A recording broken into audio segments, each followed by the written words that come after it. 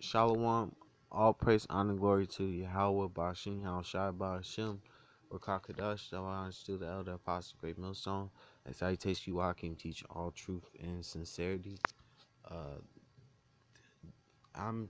This is proving Israel shall dwell alone. Um, so this is I'm started Numbers 23 and verse 9. It says, "For from from the top of the rocks I see him, and from the hill I behold him. Lo, the people shall dwell alone, and shall not be reckoned among nations." And these heathens from uh, the red Hebrew Edomite, who's Esau, to Moab and Ammon, who are the Chinese and Japanese, and all these different heathen nations are not going to have a part in our kingdom, and you know, they're gonna basically we're gonna dwell alone, you know, when we get into the kingdom of heaven. Like they're not gonna have any benefit from the kingdom of heaven. They're just gonna go into slavery, and that's all they're gonna basically get is they're gonna share the part of slavery, you know. So the scripture I'm gonna get is Deuteronomy um, chapter 12 and verse 10. It says, it's Deuteronomy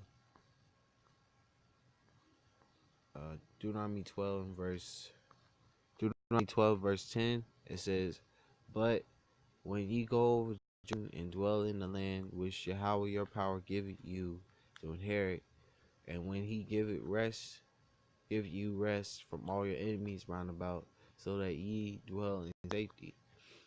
So it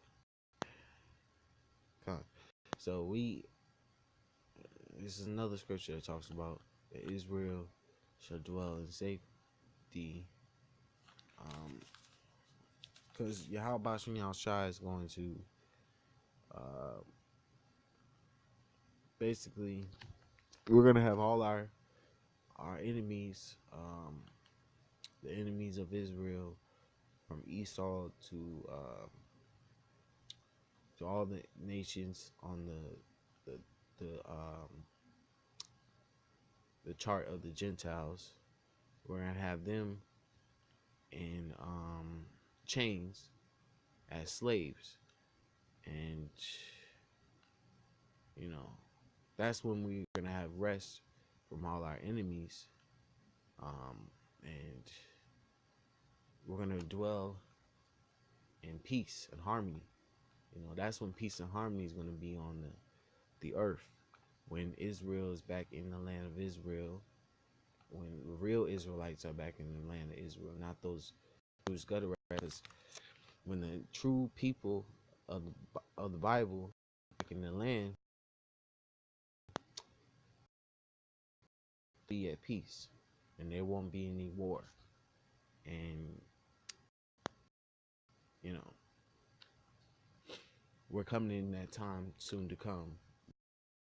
Like be put back in the land, and peace will be on earth, and that's when Esau and all these other nations in chains and are captive.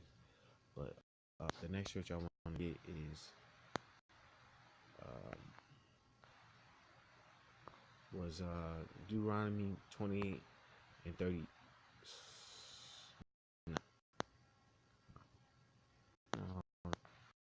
It's Deuteronomy 33:28. This is Deuteronomy 33 and 28 says, "Israel shall dwell in safety. The fountain of Jacob shall be upon a land of corn and wine. Also his drop as dew." And Israel is going to dwell in safety alone and peace and harmony once all these other nations are put in captivity and were put back in the land. That's when peace on earth, uh, good. That's when peace on earth is, uh, inactive, put in effect. Because right now, since the true people of Yahweh Bashin Shai are not, uh, Swaki. Well, right now, since the true people of Yahweh Bashin Shai are not in the land right now, there's no peace, there's no harmony, and uh, so, and the corn and wine will have an abundance in the key in New Jerusalem, and the dew of heaven will have an abundance of also. Um,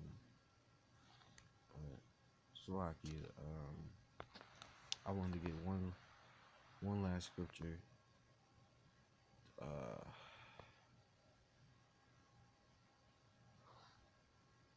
this is Jeremiah 23 and verse 6.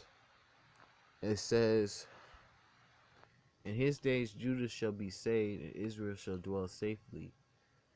And this is his name whereby he shall be called, the Lord our righteousness." So, and uh, that should be called. That's talking about Yahweh Shai. When Yahweh Shai comes back and the chariots, and he delivers the elect into the chariot. Um, when he comes back, coming second coming to bring the kingdom of Yahweh Bashin Yahshua on earth. That's when the that's when Israel and it, shall dwell safety when the kingdom is in effect coming, fruition. Um,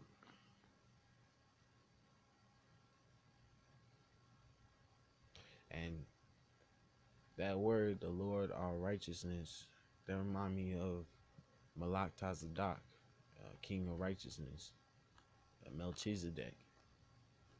Uh, you know, Melchizedek. But I brought out 4 precepts. I believe I'm gonna end it right here. I'm gonna say all praise, honor, and glory to Yahweh Ba'Shem Yahushai Ba'Shem Kakadash. Double honors to the elder apostle Great Millstone. A salutation you, Akim, teach all truth and sincerity and shalom.